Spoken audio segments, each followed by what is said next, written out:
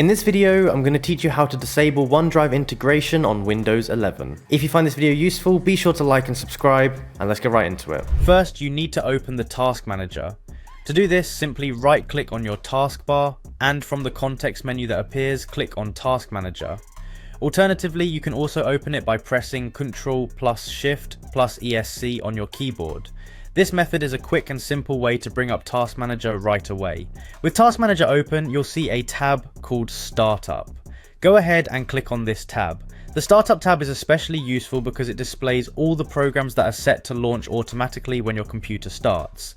Sorting through this list is the key to managing and optimizing your computer's startup performance. In the list of startup apps, look for Microsoft OneDrive.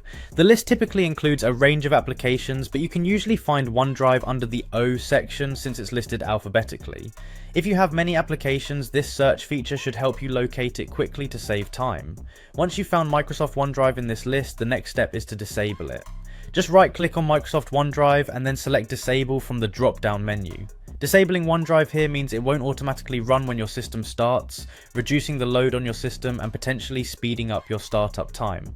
Keep in mind though that disabling it in startup does not uninstall OneDrive from your computer or stop you from using it manually, it simply prevents it from launching by itself at startup. And that's all there is to it. By following these straightforward steps, you've successfully stopped OneDrive from running automatically every time you log into your Windows 11 computer. Remember, if you ever decide you want OneDrive to start up with your computer again, you can revisit Task Manager's Startup tab and enable it in just the same way.